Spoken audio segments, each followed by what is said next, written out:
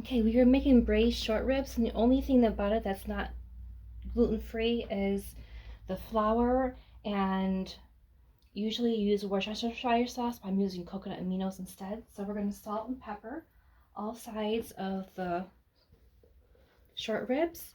I didn't realize that this is like one whole piece. It's not short ribs all cut up.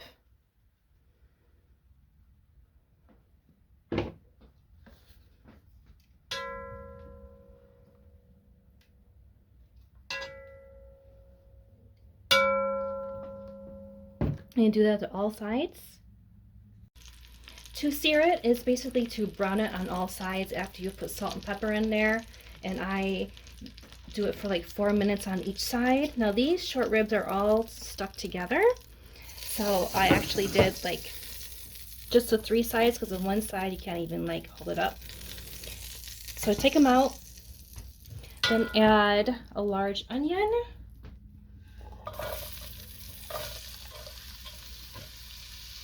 And garlic.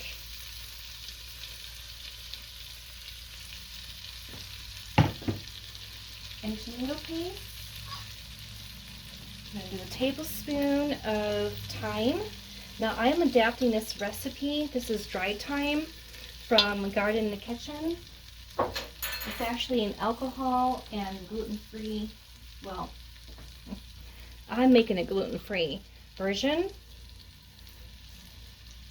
And she calls for fresh thyme. I have dried thyme. So I'm going to put this back on the stove and heat it through. Alright, I've let this heat up for a few minutes, and I am going to add, so instead of doing wine, I am doing a 1/3 cup coconut aminos.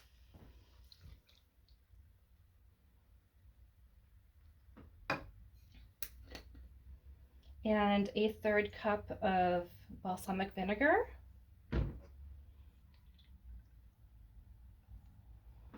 Coconut aminos helps to replace Worcestershire sauce in any recipes that call for that. And I am using 3 tablespoons of Bob's all-purpose gluten-free flour in a red bag. And I am just going to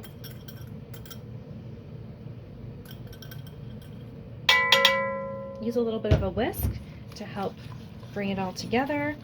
I'm also going to add the broth. Smells so, so good.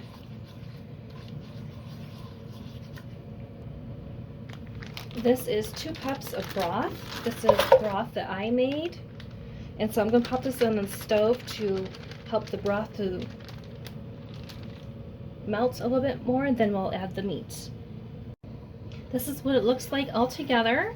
It's really, really smooth and beautiful. I'm going to go ahead and add some bay leaves, a couple bay leaves, I'm going to add the ribs back in.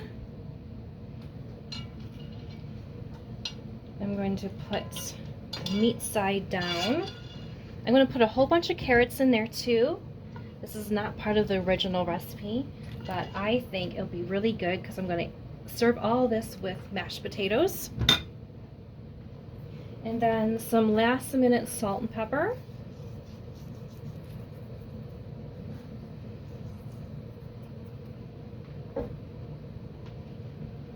Then I'm putting this in the oven at 350 for about 2.5 hours.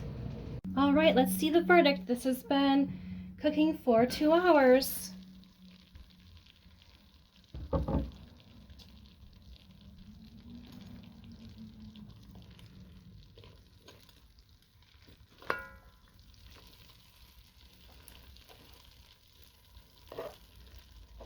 There's the meat. The carrots are definitely done. Yep, and it's getting thick on the bottom. So this is definitely done. Yummy, yummy, yummy. So this is what the braised ribs looks like. This is the meat on it, and then the carrots on top of some mashed potatoes. But this is gluten-free short ribs, braised short ribs. And let's take a bite of it.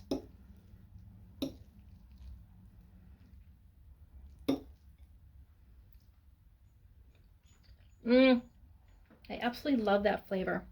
Some carrots.